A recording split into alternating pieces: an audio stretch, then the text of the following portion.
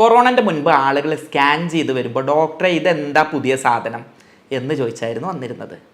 അതുപോലെ തന്നെ ചിലരെ പരാതി എന്തായിരുന്നു അറിയോ? ഡോക്ടറെ ഞാൻ കള്ളൊന്നും കുടിക്കണില്ല, പിന്നെ കള്ളുകൂടിയന്മാർക്കുണ്ടായ ഈ രോഗം എങ്ങനെ എനിക്ക് വന്നു എന്നുള്ളതായിരുന്നു. നമ്മളുടെ ലിവറിൽ അല്ലെങ്കിൽ കരളിൽ കൊഴുപ്പ് അടിഞ്ഞു കൂടിയിട്ട് ലിവറിന് അതിൻ്റെ സാധാ പണികളൊന്നും എടുക്കാൻ കഴിയാത്ത അവസ്ഥ. ഇത്തരത്തിൽ കൊഴുപ്പടിയുന്ന രോഗത്തിനെയാണ് ഫാറ്റി ലിവർ എന്ന് പറയുന്നത്.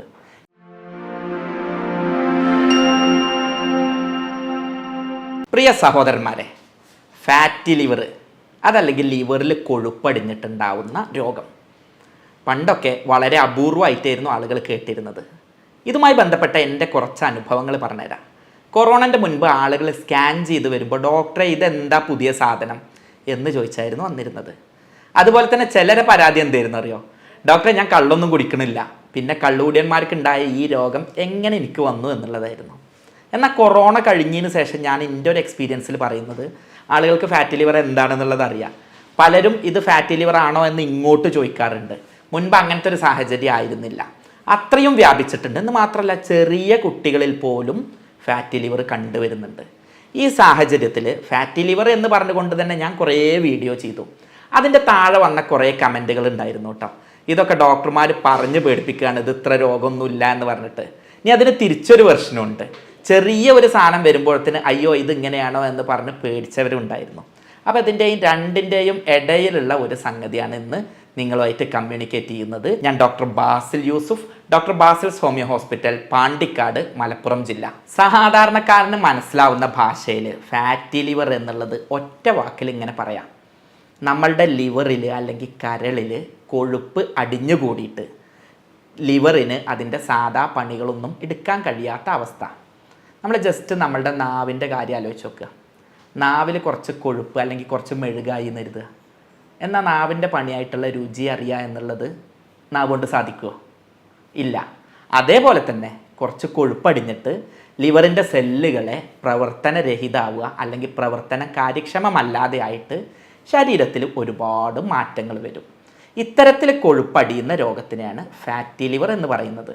ഇനി ഇത് കുറച്ച് കൊഴുപ്പടിയുമ്പോഴേക്കൊന്നും ഇങ്ങനെ ഫാറ്റി ലിവർ ആവില്ല. നമ്മൾ കഴിച്ച ഭക്ഷണത്തിൽ ഒരു 5% വരെ കഴിഞ്ഞു കൂടിയാലൊന്നും കുഴപ്പമില്ല.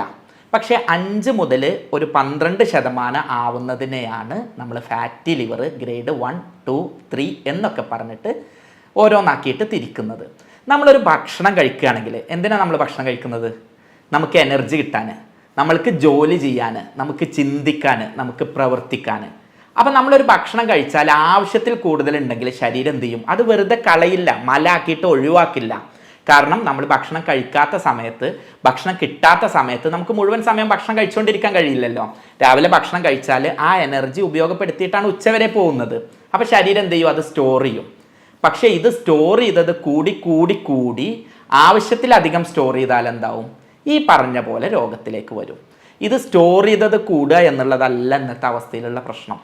അമിതമായിട്ട് ഇത് സ്റ്റോർ ചെയ്യുകയും ഈ സ്റ്റോർ ചെയ്തത് നമ്മൾ വ്യായാമം ചെയ്യുകയാണെങ്കിൽ അല്ലെങ്കിൽ അടുത്ത പ്രാവശ്യം ഭക്ഷണം ഒന്ന് കുറച്ച് കൺട്രോൾ ആവുകയാണെങ്കിൽ എന്തുണ്ടാവില്ല? അത്ര പ്രശ്നം ഉണ്ടാവില്ല. ഇവിടെ സംഭവിക്കുന്ന നേരെ തിരിച്ചാണ്. രാവിലെ ഉച്ച വരെ പോകാനുള്ളത് സ്റ്റോർ ചെയ്യും, പിന്നെ 11 മണിയാകുമ്പോഴേക്ക് അടുത്തത് വീണ്ടും സ്റ്റോർ ചെയ്യും. സാധാരണ ഒരു മനുഷ്യൻ ഭക്ഷണം കഴിച്ചിട്ട് വ്യായാമം ചെയ്യും, ജോലികൾ ചെയ്യും, നടക്കും, ഓടും, ഇതൊക്കെ ചെയ്യും. നമ്മൾ പലരും എന്താണ്? ഫോണും പിടിച്ചിട്ട് കിടക്കയിൽ കിടന്ന് AC-യിൽ ഈ ഫോണും നോക്കി അങ്ങനെ ചെയ്യാണ്. ഇങ്ങനെ ആകുമ്പോൾ എന്താ സംഭവിക്കുക? ഈ സ്റ്റോർ ചെയ്ത സാധനം ഉപയോഗപ്പെടുത്താതെ അവിടെ അടിഞ്ഞു കൂടിക്കൊണ്ടിരിക്കുകയാണ്. ഇതാണ് ഫാറ്റി ലിവർ. ഈ ഫാറ്റി ലിവറിനെ 2 തരത്തിൽ പറയാറുണ്ട്. ഒന്ന്, ഭക്ഷണം കഴിച്ച് അതിലെ കൊഴുപ്പ് അടിഞ്ഞു കൂടിയിട്ടുള്ള ഫാറ്റി ലിവർ. ഇതാണ് സാധാരണ ആളുകൾക്ക് കാണാറുള്ളത്. എന്നാൽ മദ്യം കഴിക്കുന്ന ആളുകളിൽ മദ്യം കഴിച്ച കാരണം ആ മദ്യം കൊഴുപ്പിൽ അടിഞ്ഞു കൂടിയിട്ട് ലിവറിൽ അടിഞ്ഞു കൂടിയിട്ട് അങ്ങനെ ഉണ്ടാവുന്ന ഫാറ്റി ലിവറിനെയാണ് ആൽക്കഹോളിക് ഫാറ്റി ലിവർ എന്ന് പറയുന്നത്.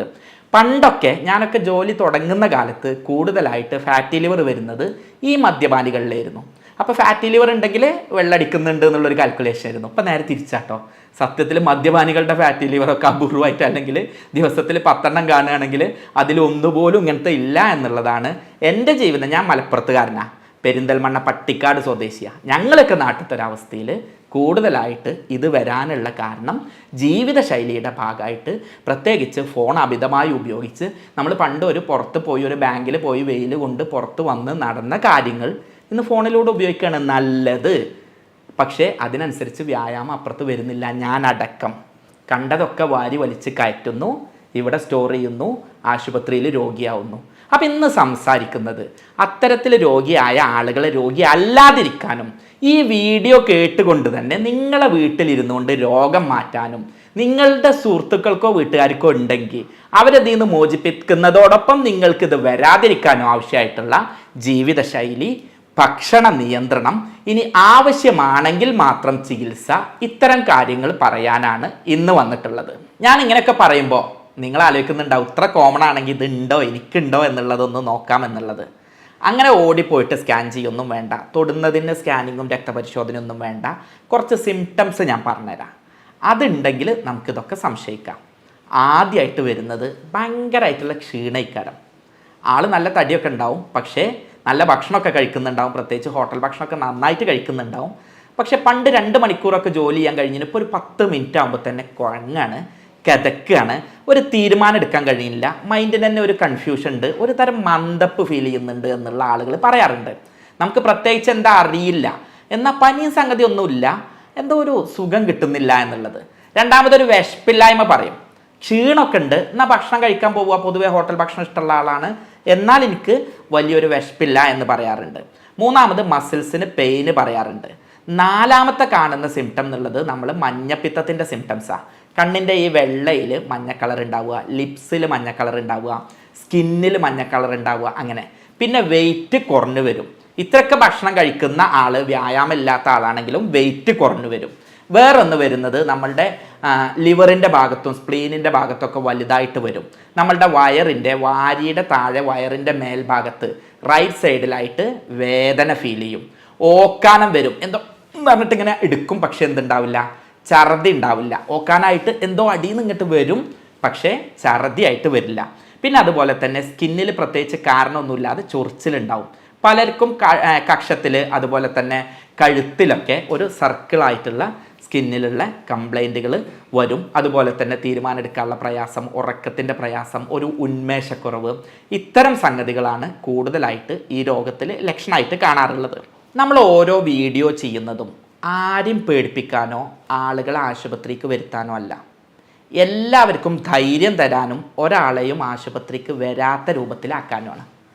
അതുകൊണ്ട് തന്നെ ആർക്കാണിത് കൂടുതൽ വരാൻ സാധ്യത എന്നും എന്താണിത് വരാനുള്ള കാരണം എന്നും പറഞ്ഞുതരാം. അപ്പോൾ അതുള്ളവർക്ക് അതിൽ നിന്ന് മാറി നിൽക്കാനും അതെങ്ങാനും ചെയ്തുകൊണ്ടിരിക്കുന്നവർക്ക് അതുണ്ടോ എന്ന് നോക്കാനും ഇതിൻ്റെ തുടക്ക ലക്ഷണങ്ങൾ കണ്ടവർക്ക് അതിൽ നിന്നൊക്കെ വിട്ടു നിൽക്കാനും ഏറെ സഹായകരാകും.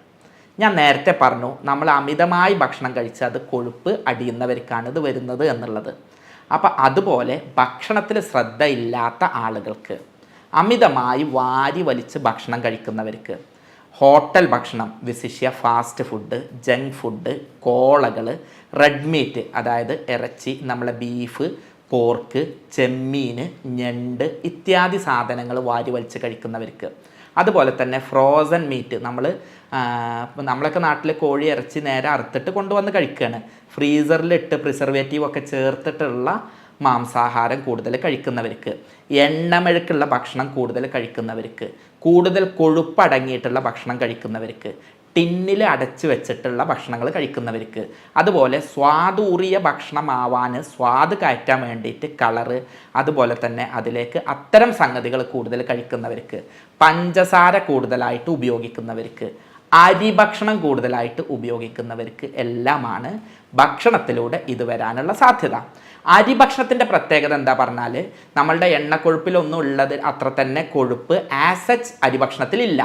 പക്ഷേ നമ്മൾ കഴിക്കുന്ന അരി ഭക്ഷണം നമ്മളുടെ ലിവറിൽ ചെന്നിട്ട് കൊഴുപ്പായിട്ട് മാറും. അങ്ങനെ കൊഴുപ്പായിട്ട് സംഭരിക്കുന്നത് കൊണ്ടാണ് മലയാളികൾക്ക് വിശിഷ്യ പോളിഷ്ഡ് ആയിട്ടുള്ള, നമ്മൾ ഈ വെള്ള കളറിലുള്ള അരി കഴിക്കുന്ന, തവിടില്ലാതെ പോളിഷ് ചെയ്ത അരി കഴിക്കുന്ന, 2 നേരം അല്ലെങ്കിൽ 4 നേരം അരി കഴിക്കുന്ന മലയാളികളായ നമ്മൾക്ക് കള്ള് കുടിച്ചിട്ടില്ലെങ്കിലും ഈ രോഗമുണ്ടാവുന്നത്. അതുകൊണ്ട് അരി ഭക്ഷണത്തിൻ്റെ ഉപയോഗം കൂടുതലുള്ളവർക്ക് ഇത് വരാനുള്ള സാധ്യത ഉണ്ട്. പിന്നെ മദ്യപാനം. മദ്യം ഞാൻ നേരത്തെ പറഞ്ഞു, എല്ലാ തരത്തിലുള്ള മദ്യവും സ്മോക്കിങ്ങും ലഹരിയും ഒഴിവാക്കുക. അത്തരം ആളുകളിൽ ഇത് വരാനുള്ള സാധ്യത ഉണ്ട്. പിന്നെ ഡയബറ്റീസ് ഉള്ളവർക്ക്, മഞ്ഞപ്പിത്ത രോഗമുള്ളവർക്കൊക്കെ ഇത് വരാനുള്ള സാധ്യത ഉള്ളതുകൊണ്ട് ആ കാര്യങ്ങൾ നിയന്ത്രിച്ച് കൊണ്ടുപോവുക. അമിതവണ്ണമുള്ളവർക്ക്, അതുപോലെ തന്നെ വയറിൽ കൊഴുപ്പടിഞ്ഞ് കുടവയറുള്ളവർക്ക് ഇത് കൂടുതലായിട്ട് കാണാൻ സാധ്യതയുണ്ട്. സാധാരണയായിട്ട് ഇത് കൗമാരം കഴിഞ്ഞിട്ടുള്ള യുവാക്കളിലും വയസ്സായ ആളുകളിലുമാണ് കാണുന്നത്. അത്തരം ആളുകളിൽ ഇപ്പോൾ പക്ഷേ കുട്ടികളിലും കാണുന്നുണ്ട്, പക്ഷേ കൂടുതലായിട്ട് കാണുന്നത് കൗമാരം കഴിഞ്ഞ യുവാക്കളിലും അതുപോലെ തന്നെ മധ്യവയസ്കരിലും വയസ്സന്മാരിലൊക്കെയാണ്. അപ്പോൾ ആ ഒരു പ്രായം അതിൽ ഘടകമായിട്ട് കാണുന്നുണ്ട്. കൂടുതലായിട്ട് ആണുങ്ങളിൽ കണ്ടുവരാറുണ്ട്. ഒരു കണക്കായിട്ട് പറയാൻ പറ്റുന്നില്ലെങ്കിലും ആണുങ്ങളിൽ അത്തരം സംഗതി കൂടുതലായിട്ട് കാണുന്നുണ്ട്. വ്യായാമമില്ലാത്ത ആളുകളിൽ, എണ്ണമെഴുക്കുള്ള ഇന്നത്തെ ആധുനിക ജീവിതശൈലി ഫോളോ ചെയ്യുന്ന ആളുകളിലാണ് ഇത് കൂടുതൽ വരുന്നത് എന്നുള്ളത് കൊണ്ട് അത്തരം ആളുകൾ ശ്രദ്ധിക്കുക. അത്തരം ജീവിതശൈലിയെ മാറ്റുക. കുറേ നേരം ഇരുന്ന് വെള്ളം കുടിക്കാതെ കോളകളും സോഫ്റ്റ് ഡ്രിങ്ക്സും ഒക്കെ കുടിച്ച്, പ്രത്യേകിച്ച് പ്രവാസികൾ, IT ജീവനക്കാർ, ഇത്തരത്തിൽ ഞാൻ അടക്കമുള്ള ആളുകൾ, ആരെയും കുറ്റപ്പെടുത്തല്ല, ഇത്തരത്തിലുള്ള ആളുകളിലാണ് ഇത് ഏറ്റവും കൂടുതൽ വരാനുള്ള സാധ്യതയുള്ളത്. ഫാറ്റി ലിവറിനെ പറയുമ്പോൾ ഏറ്റവും പ്രസക്തമായ ഒരു കാര്യം മലയാളികളോട് പറയേണ്ടതുണ്ട്. ഒന്നാമതായിട്ട് അരിഭക്ഷണം, പ്രത്യേകിച്ച് പോളിഷ് ചെയ്തിട്ടുള്ള അരി കഴിക്കുന്നവർക്കും നമ്മളുടെ ജീവിതശൈലി പഞ്ചസാര അടക്കമുള്ളവ കൂടുതൽ കഴിച്ച് വ്യായാമമില്ലാത്ത ആളുകൾക്കാണ് ഇത് വരിക എന്ന് ഞാൻ പറഞ്ഞു. അതുകൊണ്ട് തന്നെ ഒന്ന് ടെസ്റ്റ് ചെയ്യുമ്പോൾ ചെറിയൊരു ഗ്രേഡ് കാണുമ്പോഴേക്ക് പേടിക്കേണ്ടതില്ല. കാരണം നമ്മളുടെ ജീവിതശൈലിയാണ്. ഇതിന് തിരിച്ചൊരു വശം കൂടെ പറഞ്ഞുതരാം. നമ്മൾക്ക് ഇങ്ങനെ ഉണ്ട് എന്നുണ്ടെങ്കിൽ സൂക്ഷിക്കുകയും വേണം. കാരണം ഇത് ഇനി അടുത്ത ഗ്രേഡിലേക്ക് പോവാൻ ഈ തമിഴനെ പോലെ നല്ല നാച്ചുറലായിട്ട് ഭക്ഷണം കഴിക്കുന്ന, ഇത്ര തന്നെ പോളിഷ്ഡ് അരി കഴിക്കാത്ത, അല്ലെങ്കിൽ ഗോതമ്പം കൂടുതൽ കഴിക്കുന്ന ഉത്തരേന്ത്യക്കാരനെ പോലെ അല്ല നമ്മൾ ഇത്തരം ഭക്ഷണങ്ങളും ഇത്തരം ജീവിതശൈലി ആയതുകൊണ്ട് നമുക്ക് രോഗം പൊന്താനുള്ള സാധ്യതയും കൂടുതലാണ്. ചിലപ്പോൾ ടെസ്റ്റ് ചെയ്യുമ്പോൾ കാണാനുള്ള സാധ്യത ഉണ്ട്. അപ്പോൾ അത് കണ്ടിട്ട് പേടിക്കും വേണ്ട, എന്നാൽ ഇത് ഓക്കെ ആണെന്ന് പറഞ്ഞിട്ട് വെറുതെ ഇടും വേണ്ട. ഇത് മനസ്സിലാക്കി തരാനാണ് ഇത്രയും പറഞ്ഞത്. അപ്പോൾ നമ്മൾ ഇത് ഉണ്ടോ ഇല്ലേ എന്നുള്ളത് എങ്ങനെ അറിയാമെന്നുള്ളതാണ്. പണ്ടൊക്കെ ഞാൻ പറഞ്ഞല്ലോ, സ്കാൻ ചെയ്യുമ്പോൾ വേറെ എന്തെങ്കിലും സാധനത്തിന് സ്കാൻ ചെയ്യുമ്പോഴായിരിക്കും അവർ ഫാറ്റി ലിവറും കൊണ്ടുവരാറുള്ളത്. ഇപ്പോൾ കൂടുതലായിട്ട് ആളുകൾ അവെയർ ആയതുകൊണ്ട് അവരെന്നെ ചോദിക്കാറുണ്ട്, ഡോക്ടറെ ഫാറ്റി ലിവർ നമുക്കൊന്ന് ടെസ്റ്റ് ചെയ്ത് നോക്കുക എന്നുള്ളത്. അപ്പോൾ അതിന് വേണ്ടിയിട്ട് ആദ്യമേ സ്കാനിങ് പോകണം എന്നൊന്നുമില്ല. കുറേ നമ്മളുടെ ജീവിതശൈലി ഒരു ഡോക്ടർ ഒന്ന് ഫിസിക്കൽ എക്സാമിനേഷൻ, ശാരീരികമായിട്ടുള്ള അവൻ്റെ ശാരീരിക സംഗതികൾ കണ്ടാൽ ഞാൻ ഈ പറഞ്ഞിട്ടുള്ള സിംറ്റംസ് ഉണ്ടോ, മഞ്ഞ കളർ ഉണ്ടോ, വയറിൻ്റെ അവിടെ വേദന ഉണ്ടോ, ഈ സിംറ്റംസ് ഉണ്ടോ എന്നൊക്കെ ഒരു ഡോക്ടർ നോക്കിയാൽ അറിയാൻ കഴിയും. ഇനി രണ്ടാമത്തത്, ആവശ്യമുണ്ടെങ്കിൽ ബ്ലഡ് ടെസ്റ്റ് ചെയ്യുക. അതിൽ തന്നെ ലിവർ ഫങ്ഷൻ ടെസ്റ്റ് എന്ന് പറഞ്ഞിട്ടുള്ള ടെസ്റ്റാണ് നോക്കുക. അതിൽ SGPT, SGOT ഒക്കെ നോർമലാണോ അതോ അത് 40ൻ്റെ മേലെയൊക്കെ ഉണ്ടോ എന്നുള്ളത് നോക്കിയിട്ട് നമ്മളുടെ ലിവറിൻ്റെ ഫങ്ഷന് ടെസ്റ്റ് ചെയ്തുകൊണ്ട് നമുക്ക് അതറിയാൻ പറ്റും. പിന്നെ അതുപോലെ തന്നെ നമ്മളുടെ സാധാ സ്കാനിങ്, CT സ്കാന്, അതുപോലെ തന്നെ MRI, അതുപോലെ തന്നെ ഫൈബ്രോ സ്കാന് പോലുള്ള പുതിയ മെത്തേഡുകളുണ്ട്. ഈ ഫൈബ്രോ സ്കാനിലൊക്കെ ചെയ്യുന്നത് എങ്ങനെയാണെന്ന് പറഞ്ഞാൽ നമ്മളുടെ ലിവറിൻ്റെ സ്റ്റിഫ്നെസ് എത്ര ഉണ്ട് എന്ന് ചെക്ക് ചെയ്ത് നോക്കും. അപ്പോൾ സെല്ലുകൾക്ക് പ്രവർത്തനക്ഷമമാണോ, അല്ലെങ്കിൽ വേറെ ഏതെങ്കിലും സ്റ്റേജിലേക്ക് അത് മാറിയിട്ടുണ്ടോ, അതല്ലെങ്കിൽ എത്രാമത്തെ സ്റ്റേജിലാണ് എന്നൊക്കെ കൃത്യമായിട്ട് അറിയാൻ പറ്റുന്ന ടെസ്റ്റുകളാണ് ഇത്. ഇതൊന്നും ആദ്യ സ്റ്റേജിൽ തന്നെ ഓടിപ്പോയിട്ട് ചെയ്ത് നോക്കൊന്നും വേണ്ട. അതുപോലെ തന്നെ MRI ഉപയോഗിച്ചിട്ടും നമുക്കിത് അറിയാൻ പറ്റും. പിന്നെ ക്യാൻസർ ഉണ്ടോ എന്നൊക്കെ അറിയാൻ വേണ്ടിയിട്ട് ലിവറിൻ്റെ ബയോപ്സിയും ചെയ്യാറുണ്ട്. ഇത്തരത്തിൽ ബയോപ്സി, അതുപോലെ തന്നെ ഇമേജിംഗ് ടെക്നിക്കുകൾ, രക്തപരിശോധന ഒക്കെയാണ് ഇത് ഉണ്ടോ ഇല്ലയോ എന്നറിയാൻ. ഇനി നിങ്ങൾ പലരും ടെസ്റ്റ് ചെയ്തിട്ട് കണ്ടിട്ടുണ്ടാവും ഗ്രേഡ് 1, ഗ്രേഡ് 2, ഗ്രേഡ് 3 എന്നുള്ളത്. അതുപോലെ തന്നെ പലരും ചോദിക്കുന്ന ഒന്നാണ്, ഡോക്ടറെ ഇത് സിറോസിസ് ആവുമോ, ഇത് ക്യാൻസർ ആവുമോ, ചോര തുപ്പിയിട്ട് ഛർദ്ദിച്ച് മരണപ്പെട്ടിരുന്നു പണ്ടൊരാൾ, അതുപോലെ ആവുമോ എന്നൊക്കെ. അത്തരക്കാരെ ആളുകളോട് പറയുന്നത് 5% ഫാറ്റ് നോർമലാണ്. 5 മുതൽ 8% വരെ ഫാറ്റ് ലിവറിൽ അടിയുമ്പോഴാണ് അത് ഫസ്റ്റ് ഗ്രേഡ് ആവുന്നത്. 8 മുതൽ 10 ആവുന്നതാണ് സെക്കൻഡ് ഗ്രേഡ്. 10 to 12 വരുന്നതാണ് തേർഡ് സ്റ്റേജ്. അപ്പം നമ്മൾ ഓരോ സ്റ്റേജിലും താഴേക്ക് കൊണ്ടുവരാൻ നോക്കുക ഓരോ സ്കാനിൽ ഈ കാര്യങ്ങൾ ചെയ്തിട്ട്. ഇത് 12ൻ്റെ മേലെ പോകുമ്പോഴാണ് ഇതിൻ്റെ കാര്യമായ ലിവറിൻ്റെ ഫങ്ഷനെ ബാധിക്കുന്നത്. അപ്പോഴാണ് സെറോസിസ്, സ്റ്റിനോസിസ് ഒക്കെ പോലുള്ള മറ്റ് ഘടകങ്ങളിലേക്കും മറ്റ് രോഗങ്ങളിലേക്കൊക്കെ പോകുന്നത്.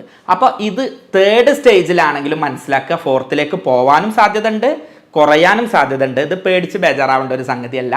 നന്നായിട്ട് ശ്രദ്ധിച്ചാൽ തേർഡിൽ നിന്ന് സെക്കൻഡിലേക്കും 1ലേക്കും 0യിലൊക്കെ ഇത് ഈസി ആയിട്ട് വരുത്താൻ പറ്റും. അപ്പോൾ അതുകൊണ്ട് ഓരോ സ്റ്റേജും പറഞ്ഞു തരുന്നത് 3 എന്നുള്ളവന് 4ലേക്ക് പേടിപ്പിക്കാനല്ല, 2ലേക്ക് വരുത്തണം എന്ന് ഓർമ്മിപ്പിക്കാനാണ്. ഇനി ഞാൻ തുടക്കത്തിൽ പറഞ്ഞൊരു കഥയിലേക്ക് വരാട്ടോ. ഞാൻ ഒരുപാട് ഞാൻ കഴിവതും വീഡിയോ ചെയ്യുന്നത് ആളുകൾ രോഗിയാവരുത് എന്ന് പറഞ്ഞിട്ടാണ്. അപ്പം കഴിഞ്ഞ പ്രാവശ്യം ഫാറ്റി ലിവറിൻ്റെ ഒരു വീഡിയോ ഇട്ടപ്പോൾ അതിൻ്റെ താഴെ ഒരാൾ നിരന്തരമായിട്ട് കമൻ്റ് ഇട്ടിരുന്നു, ഇത് വേറെ പണിയൊന്നും ഇല്ലാതിരിക്കല്ലേ, അതുകൊണ്ടല്ലേ പറയുന്നത്, നിങ്ങൾക്കൊന്നും ഒരു പണി ഇല്ലാത്തതുകൊണ്ടല്ലേ ഇത് വരുന്നത് എന്നുള്ളത്. അപ്പോൾ ഞാൻ ആ സഹോദരനെ വിളിച്ചു, എന്നിട്ട് പറഞ്ഞു, ഓക്കെ, നിങ്ങൾ പറഞ്ഞ വിമർശനങ്ങളൊക്കെ ഉൾക്കൊള്ളുന്നു, ഇതൊരു പണിയില്ലായിട്ട് ചെയ്യുന്നതല്ല, നമ്മളൊക്കെ പഠിച്ചതുകൊണ്ട് ആളുകൾക്ക് ഗുണം കിട്ടണം, അതിനു വേണ്ടി കാട്ടുന്നതാണ്. ഞങ്ങൾ ഈ പഠിച്ചതൊക്കെ പഠിച്ചു വെച്ചിട്ട് ഫീസും വാങ്ങി ചെയ്യുന്നതിലേറെ നല്ലത് നിങ്ങളൊക്കെ ആശുപത്രിയിലേക്ക് വരാതിരിക്കാൻ വേണ്ടിയിട്ട് നിങ്ങൾക്ക് മനസ്സിലാക്കി തന്ന് ഒരാളെങ്കിലും ആശുപത്രിക്ക് വരുത്താതിരുന്നാൽ ഞാൻ പഠിച്ചതുകൊണ്ട് ഗുണം ഉണ്ടായി എന്ന് വിശ്വസിക്കുന്ന ആളാണ്, അതുകൊണ്ടാണ് ഇത് പറഞ്ഞത് എന്ന് പറഞ്ഞു. അങ്ങനെ അവനായിട്ട് പരിചയപ്പെട്ടു. അവൻ ആദ്യമൊന്നും ഉൾക്കൊണ്ടിരുന്നില്ല കേട്ടോ. പിന്നെ ഞങ്ങൾ നല്ല സുഹൃത്തുക്കളായി, ഞങ്ങൾ നേരിട്ട് കണ്ടു, വ്യായാമം ചെയ്തു. അപ്പോൾ അവൾ ഗൾഫിലേക്ക് പോയി. അപ്പോൾ ആ ഒരു സാഹചര്യത്തിൽ കൂടുതൽ കാര്യങ്ങൾ ശ്രദ്ധിച്ച് അവൻ്റെ ഏറ്റവും വലിയൊരു സന്തോഷം അവന് മാറ്റിയെടുക്കാൻ ഇപ്പോൾ ഫസ്റ്റ് സ്റ്റേജിലാണുള്ളത്. സ്റ്റേജ് താഴേക്ക് വന്നു. അവൻ ഏറ്റവും നല്ലൊരു വിമർശകനായിരുന്നു, പക്ഷെ ഇപ്പോൾ നല്ല സുഹൃത്തായിട്ട് മാറി. അവന് കാര്യങ്ങൾ പറഞ്ഞ് മനസ്സിലാക്കി കൊടുക്കാൻ പറ്റി. അപ്പോൾ അതുപോലെ നിങ്ങളിലും ഉണ്ടാവട്ടെ എന്ന് കരുതിയിട്ടാണ് പറയുന്നത്. ഞാൻ ഇത്രയും എക്സ്പ്ലെയിൻ ചെയ്തപ്പോൾ നിങ്ങൾക്ക് മനസ്സിലായിട്ടുണ്ടാവും, ഇത് പ്യൂർലി ജീവിതശൈലി രോഗം. ജീവിതശൈലിയിലുള്ള ശ്രദ്ധ ഉണ്ടായാൽ ഇതിനെ നമുക്ക് റിവേഴ്സ് ചെയ്യാൻ പറ്റും. അപ്പോൾ ആദ്യം വേണ്ടത് എന്താണെന്ന് പറഞ്ഞാൽ വ്യായാമം ചെയ്യുക. ദിവസവും 30 മുതൽ 45 മിനിറ്റ് വരെ വ്യായാമം ചെയ്യുക.